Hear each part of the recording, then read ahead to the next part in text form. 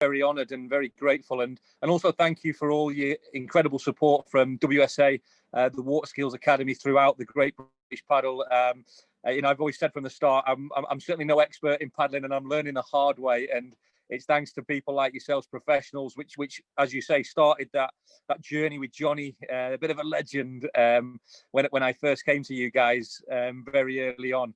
And it's been a steep learning curve, but it's been an incredible adventure. But it all goes back really to I actually wasn't supposed to be doing any paddling this year, but like everybody's plans in COVID, it all went out the window early on. And my challenge this year was actually to run 10 marathons in the 10 coldest places on Earth.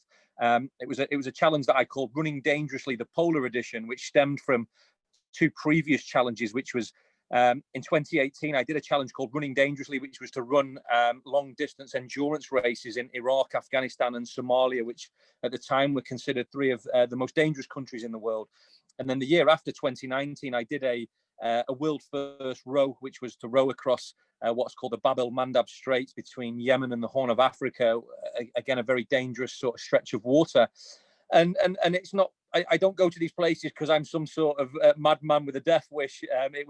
It's more to shine a spotlight on the troubles in these countries that the children face. And as a former soldier who spent 10 years in the military, for me, it's always been trying to improve the lives of what for me are the ultimate victims of war and conflict, which is children.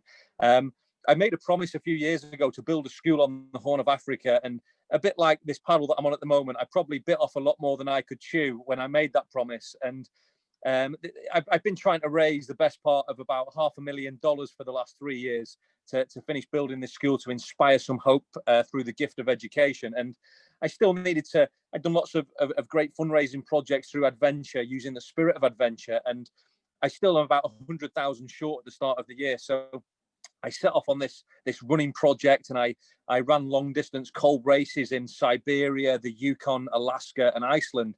And I was actually on my way to the North Pole to run in the North Pole Marathon.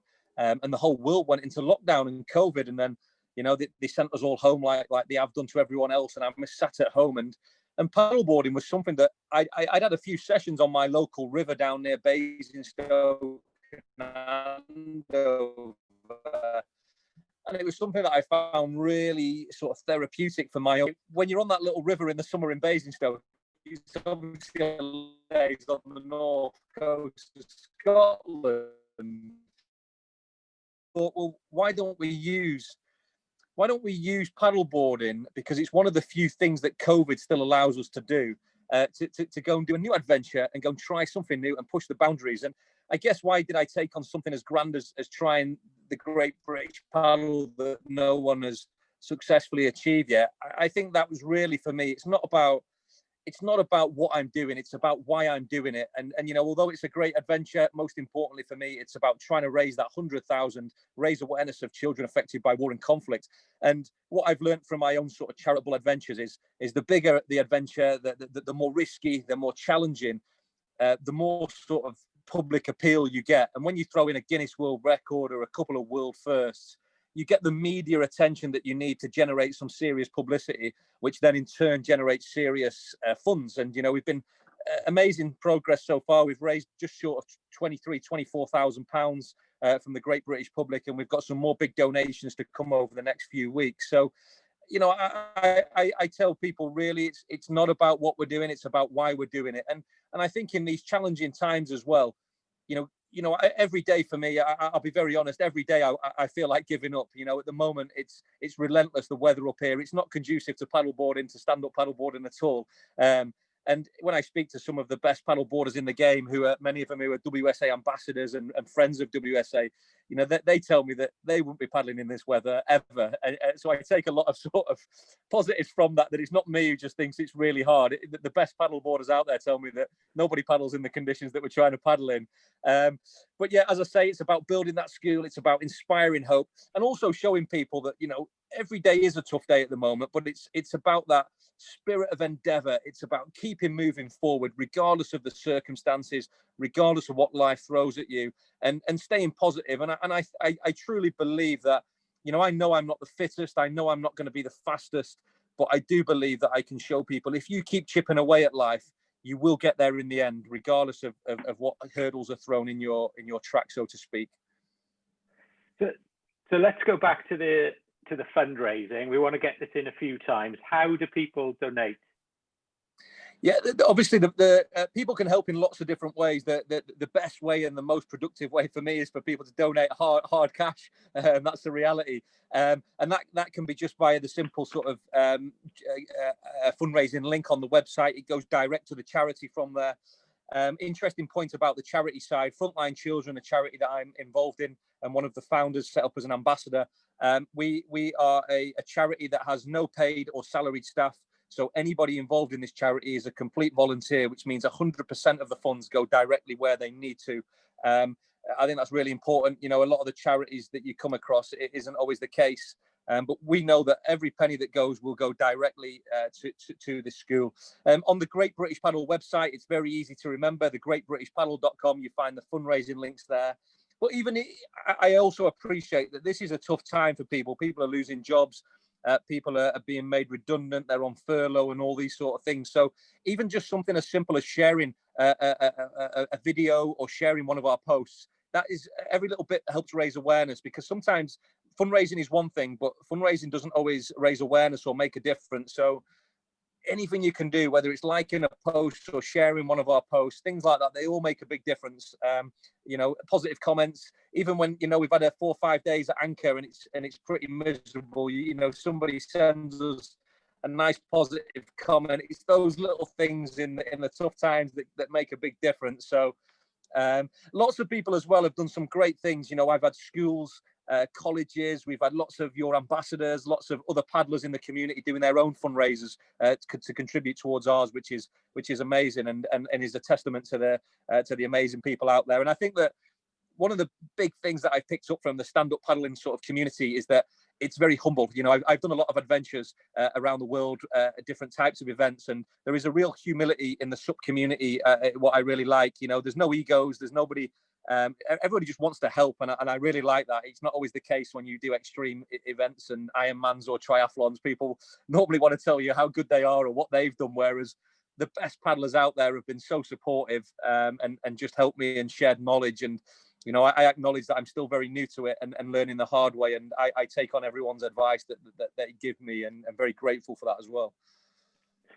Yeah, brilliant. Thanks for that. And we'll make sure at the end of tonight, we share a lot of your stuff anyway, but for the people watching tonight, we'll put a link in the email that goes out afterwards. So going sort of back to the beginning there, when you put that first paddle stroke in the water, I'm going to try and share the live map now, and if it doesn't work, I'll drop it off. But we'll give that a go. So could you just, you know, what was it like setting off, and then a sort of abbreviated description of the journey so far, some of the highlights, maybe some of the lowlights? Yeah, I think on that first few days when I set off, we had a very small crew. We had a support boat which didn't last that long. It only lasted 3 or 4 days. But I had Captain Alex. He was the skipper at the start, and I had James, who was our filmmaker at the time. And I remember that first 2 days trying to get across the Thames estuary to the sort of headland near Margate, I think it was, Ramsgate at Margate. And I remember thinking about 2 or 3 hours into that first paddle going, what the hell have I signed up for here? It was absolutely brutal trying to get across there. And, you know, I can remember going to bed that night thinking, Jordan, what were you thinking? You've bitten off so much here than you can chew. And it was a real taster of things to come. And but then going along the south coast, you know, it was beautiful. And actually, at the time, I remember thinking those days off sort of Brighton and Bournemouth, I remember thinking, God, this is really tough. This is really hard. But I did not have a clue what was to come as I moved further north up the sort of the Great British coastline. And, you know, I learned so much, though, in those early days, because so many people came out to paddle with me in sort of July, August. Some great paddlers, people, Sarah Thornley, you know, I met Cal Manger, Marie Buchanan, Ginny Betts, some real strong paddlers who, you know, and all females as well, all inspiring females, a lot of inspiring females in the paddleboarding community I came across.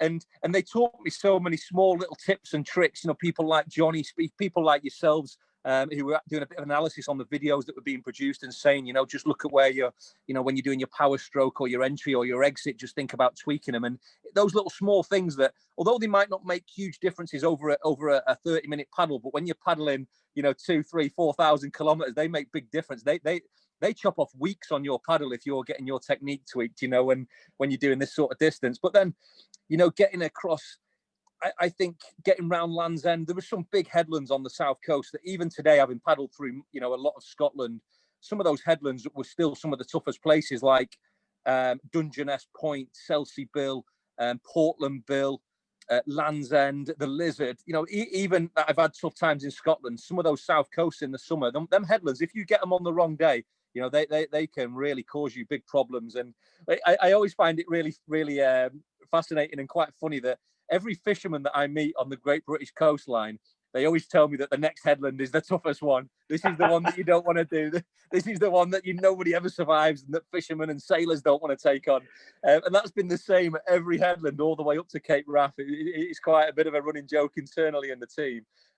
But they're right as well, because you can go round some of these headlands on a day where it's like a mill pond and you can cruise round, but then you take it, you know, 6-12 hours later with a different tide and the wind in a different direction, and it can be like hell. But yeah, going up through, crossed over at North Devon, we had some safety challenges there. I ended up losing my paddle, out of all things, in some tough surf. One of the things that I found really difficult was the North Devon, North Cornwall coastline, because that was really like the surfer's paradise. I'm not a surfer.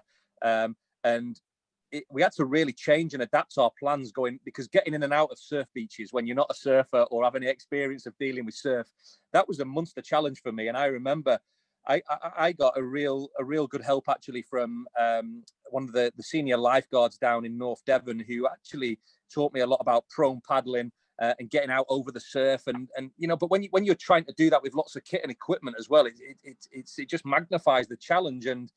But then we had a beautiful crossing to Lundy Island, lots of pods of dolphins. It was really spectacular to do that crossing, and joined again by some amazing people. We arrived in South Wales in Milford Haven, where we saw you guys, and the team came down, which was again pretty special. We saw our first shark off South Wales, which again was incredible. But then we had the Irish crossing to the Irish Sea. That was a real battle, probably one of the toughest battles that I'd faced in sort of a short term aspect. It was 5 or 6 days, and we learned some lessons, we made some decisions. And one thing that you come to learn is that the weatherman and these weather systems, they just lie to you all the time. You know, you think you're going to get a paddle in, and we have Captain Alex, and he has that many different systems from sailing around the world, and he's looking at different forecasts. But you can have all the best technology in the world, but when you get out on that water, it can be sometimes a totally different ball game. And that's something that can be, I found quite frustrating early on, and I've come to learn to live with, because we do so much analysis on weather patterns and weather systems, and when we should move, and then it can all change and go out the window the moment you get out on the water. And that was a real frustration for quite a long time. And then I come to, you know, you can't control that, so you have to accept it. And you know, it's getting across to Ireland again. We crossed to Ireland. A lot of people ask me why we crossed to Ireland, and the theory and the philosophy was really to try and use Ireland as a shelter from the Atlantic and the swell. You know, and again, we thought that was the right thing. But then the irony, we spent 2 or 3 weeks in Malahide, where we got stuck again with bad weather and tides and things. So, you know, I don't know. Hopefully we made time up there, but I don't really know. It's incredible, because you can paddle the same stretch of water 100 times and you'll have a different experience every time. And that's something, again, you come to learn. But went up through Ireland, and then when we crossed over from, we went up to Northern Ireland, sorry, we lost the support boat for a couple of weeks there and had to go to a van. Again, COVID regulations of like they have for the rest of the world and business, they caused us no end of a nightmare. You know, if you want to do a world record or a world first adventure, don't do it in the middle of a global pandemic, because logistically they have caused us as many problems as anything. The COVID challenges. I think it's one of those things that happens behind the scenes, and I have an incredible support team who help us deal with a lot of the challenges. But we've had to make phone calls up to the top level of ministers of Scotland and Northern Ireland to get clearance. We don't just go out and paddle. We make sure that we're adhering by all the rules and the regulations. And there was lots of occasions where we couldn't enter marinas and harbours because of COVID levels.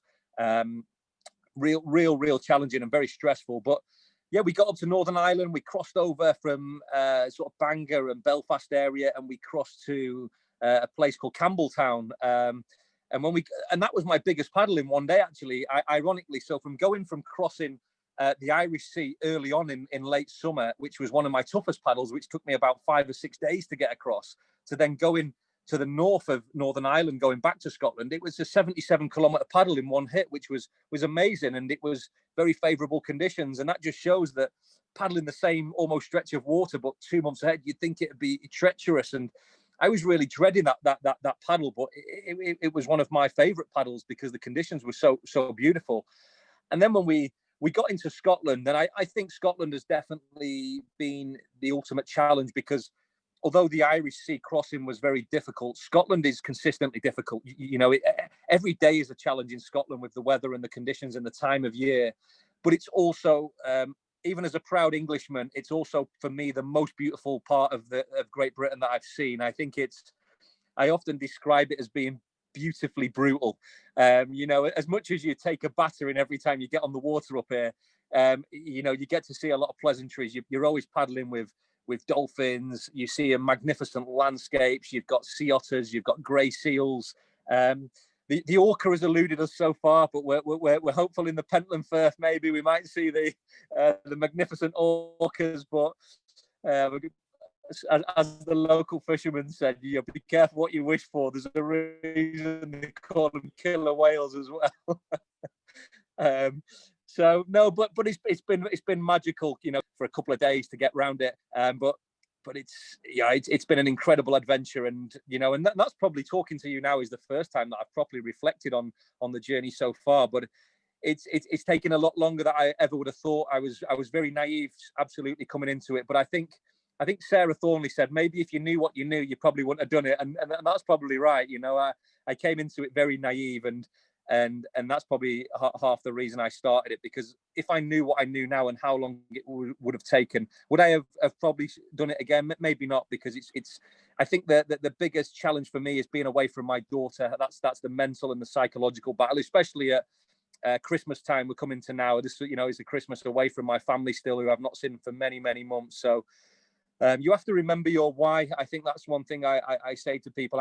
People say, how do you keep going? It's about remembering why you're doing this and why you started this in the first place. And I think that's really important. There was a guy actually who I haven't met yet. His name is John O'Dunnett. He's a windsurfer, and he's done a lot of windsurfing, and he's in the middle of, or he's just finished windsurfing around Europe, and he holds quite a lot of records. And he said to me very early on, he reached out to me and he sent me an email. And he said, Jordan, if I could give you one piece of advice, he said, it's just remember, stay in the game and never quit today. Always quit tomorrow. And I something that stayed in my mind, and I use that quite a lot, because there are days when you get off your board and you think, I've just had enough. My body's had enough. My mind's had enough.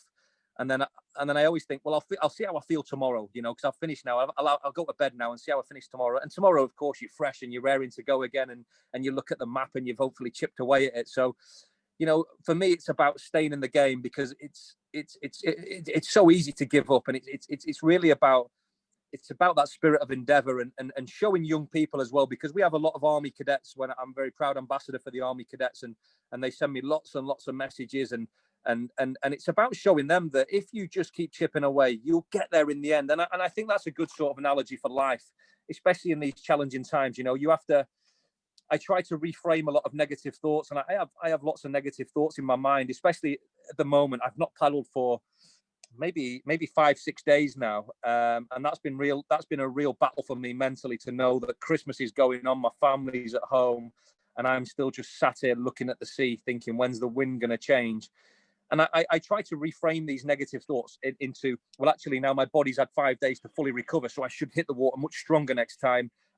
I get a chance to talk to these great organizations like yourself, where we can raise a bit of awareness, do some fundraising online, do some interviews. And it's about just trying to turn those perceived negatives into positives somehow. And that can be difficult sometimes. But even with the COVID, I was saying to some people today, I was saying that if you're at home and you've got family around you, you're better off than maybe 40-50% of the world. They don't have family. A lot of people don't have clean food, fresh water. They don't have a home with a roof over their head. And it's really about reframing these challenges that everyone's going through into a sense of sort of gratitude at the moment, I think. And the fact that the world isn't turning, as maybe it sounds a bit selfish, but I know that if I went home, there's nothing that I can do except for, obviously, of course, spend really important time with my family. I know that after a week of being at home, I'll be like, I'll be going crazy anyway, because I appreciate that I'm one of the few people out there living at sea that's still having a bit of an adventure in these challenging times. And I feel almost like it's a bit of a duty and a responsibility to keep going, because there's a lot of people looking at us and taking inspiration from the journey that we're on. So I feel that very privileged, and I feel that the pressure. One of the other things that I'm off on a bit of a tangent now, but one of the other things that I talk about with Paula Reed, the adventure psychologist, is the theory of pressure being a bit of a privilege.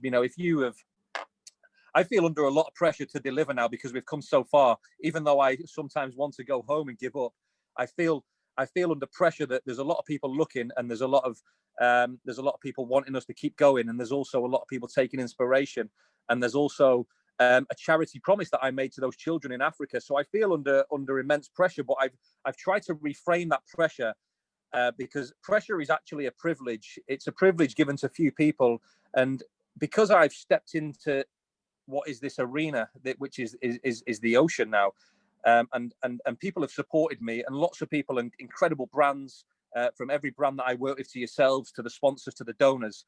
I feel in a privileged position where I've got the opportunity to change a lot of children's lives, and I don't take that privilege very lightly. So for me, it's very important that I keep going, regardless of how long it takes. I said at the start, it's not about records. It doesn't matter to me if we break any records or we set any records. What matters to me is that we make a difference and inspire lots of children around the world. Anything that comes of that is a bonus. But we're still in the game. We are 2,319 kilometers in, 147 days. If we make it to John O'Groats, we'll be the first people to do that by open water on a stand-up paddleboard. If we make it past 2,700 kilometers, it will be a Guinness World Record for the longest stand-up paddleboard record in history. And if we make it all the way to the end, which I know we will, because we won't give up until we get there, we'll be the first to do it and set a new record. And I'm already told by lots of people they're going to attempt to take it on next year. So it's great that we're inspiring others. Somebody asked me the other day what advice you would give to somebody trying to take this on next year. I would say, definitely don't start when you're going to go into winter, and don't do it if we're in the middle of a global pandemic. I think just going back to, when you were talking about the journey and from a perseverance point of view, I mean, I'm lucky enough to spend a lot of time on and in the ocean, as many paddleboarders are. And during your paddle, John and I have been, texting back and forth, looking at the weather systems. And every time you seem to get a little break, another big low pressure came hurtling across the Atlantic.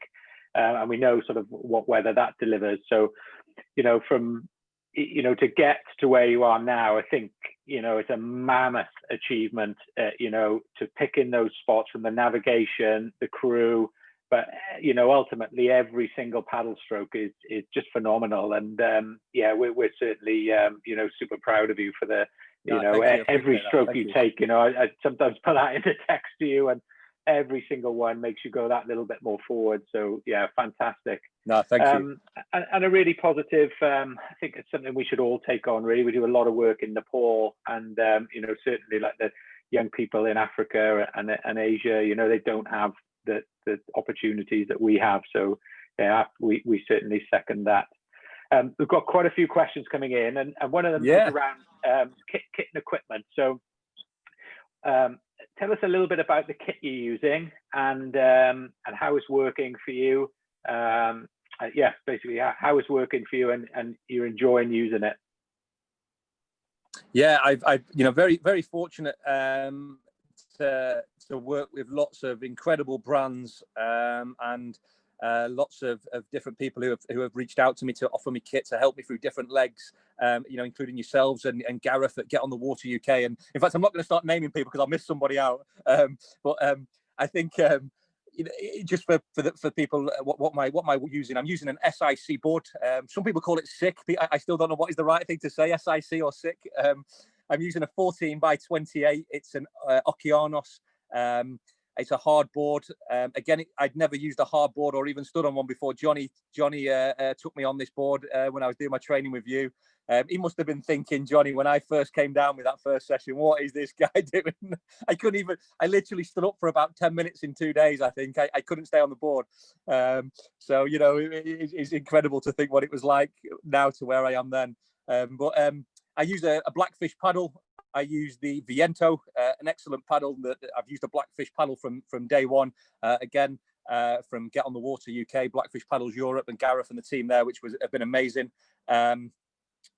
I use, in terms of sort of wet, I stopped using a wetsuit sort of a couple of days after I entered Scotland. I was always using a Pro Limit wetsuit. In fact, up until Northern Ireland, I was using just 2mm neoprene, sort of two-piece. And then I went into a wetsuit in sort of Ireland, Northern Ireland, into a 3mm. And then since I got into Scotland, I've been in the NRS dry suit, which is a great bit of kit.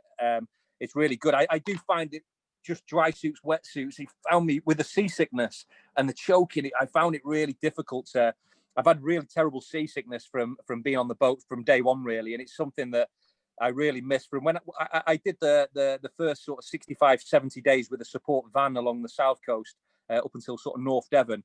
And I really enjoyed the interaction with the public, because I would pull up on a beach and I would see lots of people, and we would tell the story, and we would get great donations. Although obviously COVID changed all of that, and COVID almost dictated that we had to go and live at sea for most of the expedition so far to reduce that risk. But the red paddle bag, I use the deck bag. They have a deck bag that goes on the front. That's been a great bit of kit. I tried and tested lots of bags, the red original bag. And they also do some nice red original pouches. What else? If anyone's got any specific questions on any type of kit, I use the gloves as well. I've used the different sets of gloves from Pro Limit, from Palm. But I think it's about finding what you're comfortable with as well. I think that's the most important thing. When you're on that board, you don't want to be worrying about what's choking you or how cold your hands or your feet are getting. You need to find something that works for you, I think. And I've been very fortunate to test lots of bits of kit, because lots of very kind people have sent me things. But people told me I should have been in a wetsuit a lot earlier and a dry suit a lot earlier. But it's about what works for you. It's about what you're comfortable with. It definitely helps, because we're living at sea. Being dry is a real sort of morale booster, because if you get in a wetsuit, you're having to put that on every day. And when you're dropping in the Atlantic Ocean at 3-4 in the morning in the dark, and you've just put on a wetsuit, I found that pretty miserable and sort of morale sapping quite quickly. Putting on a cold, damp wetsuit when you're already sort of freezing, it's not very nice. I think that's it. I use sealskins as well recently under my dry suit. I've been using sealskin socks. They've been quite useful. What else? I think that's probably most things. There. I try to eat my meals on my board, so ration packs are good for that sort of thing. The crew can just throw them in the on the gas hob, boil them up, and then chuck me them on the board. That's quite useful. Using ration packs and things. I think that's about it really. But unless anyone's got any, if anyone's got any specific questions they want to send me privately or anything, I'll always give my. I never recommend kit unless I've tried and tested it as well. I don't just recommend a name because they've sponsored us or whatever. For me, it's got to work. It's got to be a good bit of kit if you're going to put your name to it, I think. So that's brilliant. So when we met fortunate to meet up in Pembroke when you came through Southwest Wales. There's obviously a crew working with you, and could you go through sort of fortunately we met Alex and his wife and some of the guys there. How's that working out? How's that interaction working, and what are they sort of doing for you behind the scenes? Yeah, it's really, really good point and important to mention, because I think if you're ever trying to achieve something incredible in life. You know, you need to do it with a team. You never achieve anything great on your own. And I'm certainly very blessed to have an excellent team. In terms of the support boat itself, that's been very kindly provided by the Royal Logistics Corps, the British Army, which is amazing, completely cost-free. You know, we just have to sort of fuel and gas it and things, but very fortunate in that respect. And then we've got the crew on board and the crew on shore. So Captain Alex is the project manager. So he sort of coordinates behind the scenes a lot of the stuff that goes on in terms of getting into ports, marinas, COVID regulations, kit equipment, weather routed, checking the weather patterns, see what's coming, and sort of tries to preempt any hurdles that we're going to come across, which with the COVID issues has been really important, making sure we get clearances and things. We have Paula Reed, the adventure psychologist. Paula's a very interesting woman. And to be very honest, before this expedition, although psychology was something that I was fully aware of, it was not something that I ever really considered an integral part of an adventure expedition. But actually, it's been one of the biggest parts for me of this expedition is the psychological aspect, and working with Paula on a sort of daily, weekly basis and getting her insights. She's been giving me like little tools to put in my toolbox, in my mental toolbox, psychological toolbox, you know, things like the ability to reframe, the ability to see positives and perceive negatives, just lots of little things that can change the way you're thinking that I probably would have said a few, you know, a year ago. Oh, I don't need that. Don't worry about that. I don't need a psychologist. But actually, adventure psychology is fascinating, and it differs massively from sports psychology, because if you think of sport, it's normally in a fixed environment with fixed conditions. It's normally, you know, think of, I don't know, a rugby or a football match or a 100-meter sprint. It's in a very safe environment. There's somebody there to sort of referee it or adjudicate it. There's somebody, it's for a fixed time period. So you know when the end is coming and you know what you've got to do to either to complete it or win it. Whereas the adventure environment is very different, because this is enduring. I don't know when this will finish. I don't know what I'm going to get every time I go out on the ocean. I don't know what challenges I'm going to come across. So actually, it's a very different concept than sports psychology. And actually, it's a reflection of the times that we're going through with things like COVID in normal life. There's just so many unknowns and so many unpredictable things happening to us. And I found the psychology side really, really fascinating. I think, you know, being stuck I never forecast for 1 minute. For me, when I got asked at the start of this, how long will it take me? I genuinely thought I could do this in under 100 days. And if I was to look at how many days I've paddled, and to be honest, I haven't looked at that yet, but I will do before the end. I don't think we would be that much different than the 100 days. But the problem is you have to sit around waiting for those windows of opportunity. And I never for a moment thought that I would have to sit for 5, 6, 7, 9, 10 days, just literally sat at anchor, looking at the ocean, waiting for the wind to change, you know, and that's been a big part of my frustrations. And I think with Paula's help as a psychologist, that's been really important to get through them, because they're the times when you really just want to go, do you know what, I've had enough. When you've been sat for two weeks nearly, it's really difficult. Do you think that's the big difference between, or is there a difference between, you know, the challenges on foot you've done before to this challenge on a stand-up? Is there a difference between the two? And is it that psychological? Yeah, I think challenge? Definitely. I think the fact that, you know, any other adventure that I've done, I think it's never lasted more than maybe 2-3 weeks. It's certainly not gone on for 4 or 5 months, you know, and it's been going on 4 or 5 months, and we're still probably a good few months away from finishing. And that's very tough to accept for me, mainly from a personal family perspective and things like that. I find it very, very difficult. And I think it's the most enduring thing that I've done, and it's definitely probably the most enduring thing that I will ever do. I would never purposely go away and choose to be away from my family for 6-7 months, what it's probably going to be at the end of this. And I think that's the naivety of this at the start. And perhaps people like yourselves and others who knew a lot better about the ocean and paddleboarding than me probably thought, that's pretty crazy and incredible what you're going to do, because you probably knew what I was going to come across, and I didn't know that. I just thought, well, it's only, you know, 2 or 3 months paddling around the coastline. But it's it's the fact that you can't do anything about it. It's the fact that I've racked my brains. What can I do? But if the wind is against you, as a stand-up paddleboarder, if the wind is a headwind against you, you are wasting your time if you're going to try and paddle into that wind. There's nothing you can do to counter that.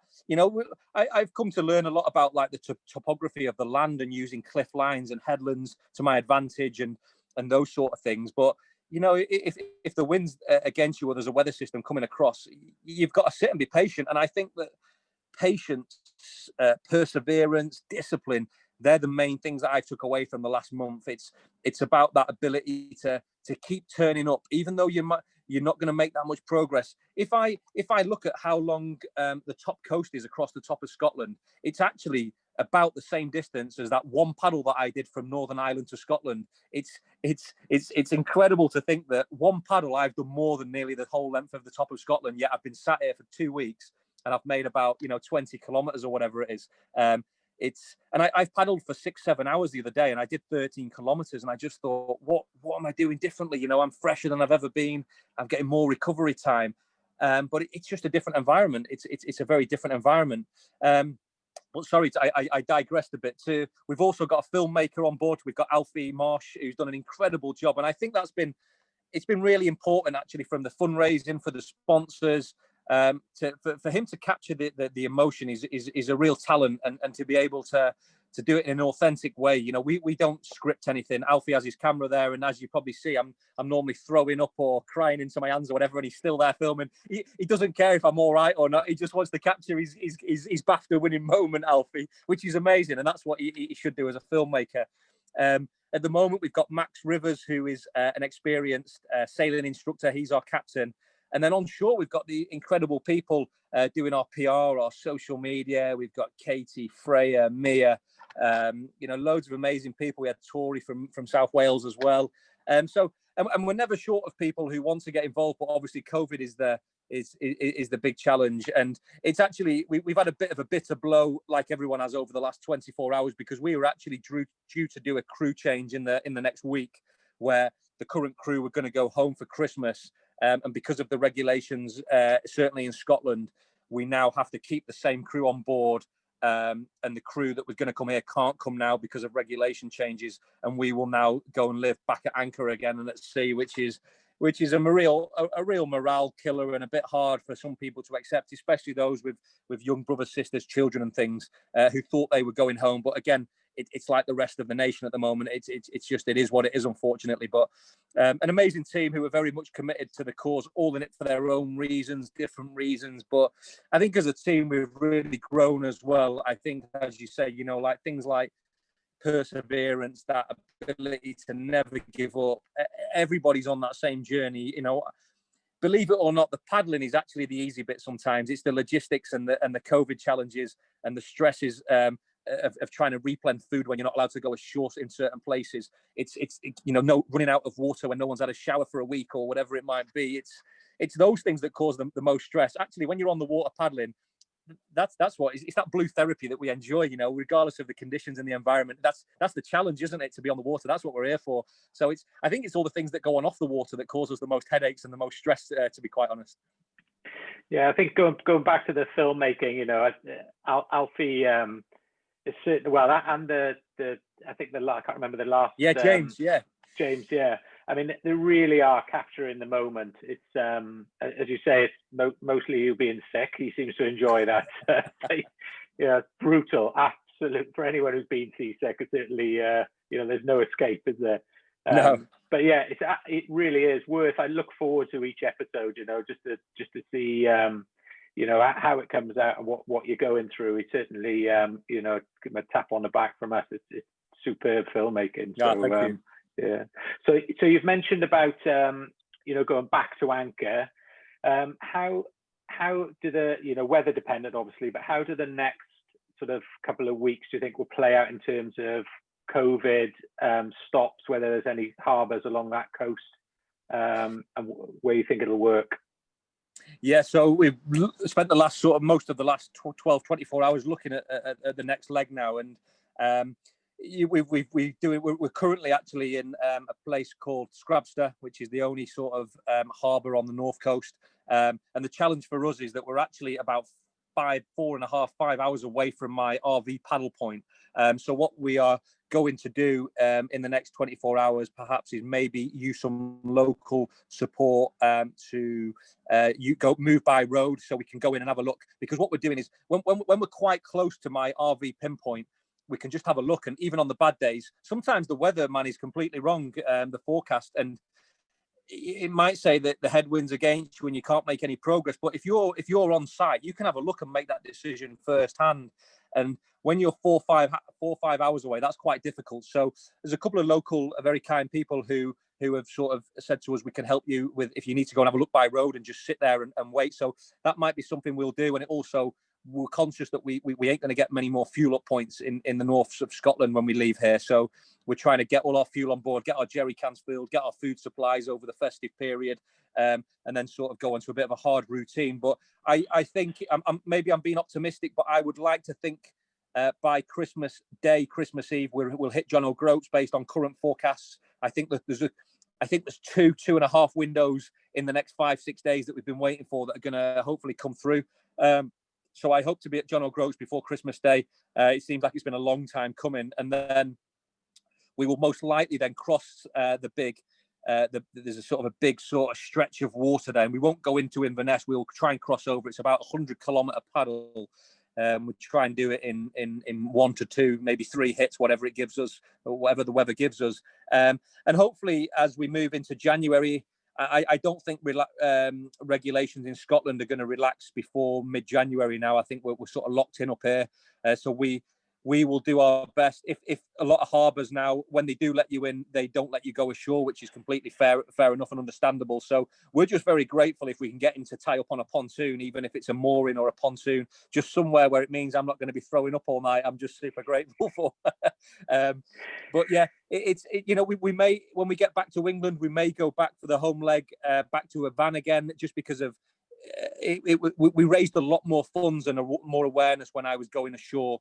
Obviously, we're very remote at the moment, so it's very difficult. But when will we get back to Essex? It's the $1 million question, I guess. But I'd like to get there before, I don't know, mid-March, end of March latest. That'd be my goal. I'd like to think that we can do from John O'Groats to Essex in under 90 days, I'd like to think, but we'll see what the weather gives us. But if we could paddle every day, I still think if you could set off doing this at a respectable time of maybe May, June, I think you would knock 30-40% off easily in terms of time frame.